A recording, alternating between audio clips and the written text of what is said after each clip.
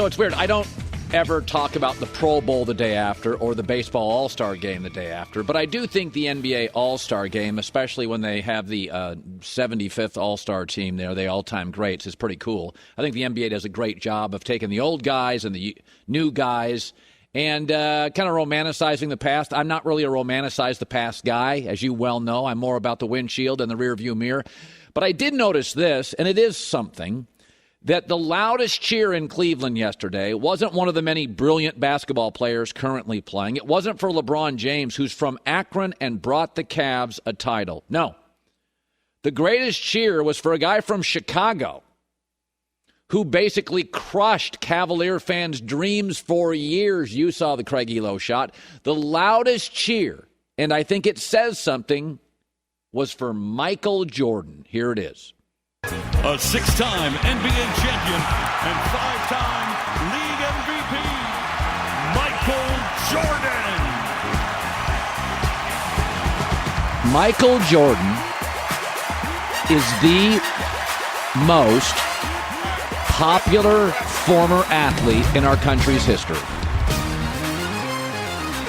Not a boxer, not a baseball player, not a football player, and that's much more popular in America. The most popular former athlete in America is Michael Jordan, and he crushed Cleveland's dreams for years. Why is that? I mean, he was a great basketball player. There's been a lot of great football players and great baseball players. Michael wasn't always likable. We saw that in the documentary. I mean, he's a great basketball player, but he gets significantly more love than any former athlete. And I'll just throw this out there. Maybe it's because of what Michael stood for is what we're often missing. Michael had respect for fans. Michael didn't like the chumminess that we see today in sports. Michael could be territorial and provincial, like fans are. Detroit and Chicago, Lakers in Chicago, Boston and Chicago. Michael hated the Lakers and the Celtics and the Pistons just like every Bulls fan did, and they could feel it. That's nothing against LeBron and KD and James Harden, but they're for sale. Their loyalty is the check. They have huge brands. They have each earned it. I have no animosity toward LeBron, Harden, and Kevin Durant. I've been mobile in my career. Many of you have. But Michael was loyal, fiercely loyal to Chicago, and an owner that underpaid him for his entire stay. Michael Jordan was loyal to Phil and Dean Smith in Carolina, and Michael fought through adversity, and that lands with fans.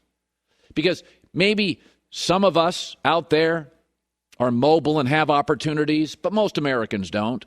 You have a job, you don't like a boss, it's really hard, you're not paid what you should be, and you just have to put your head down and mow through it. You just got to mow through it. I drive into work in the morning at 5:50 a.m., and there's a lot of cars on the road at 5:50 a.m. And in Los Angeles, those people are driving an hour a day to work.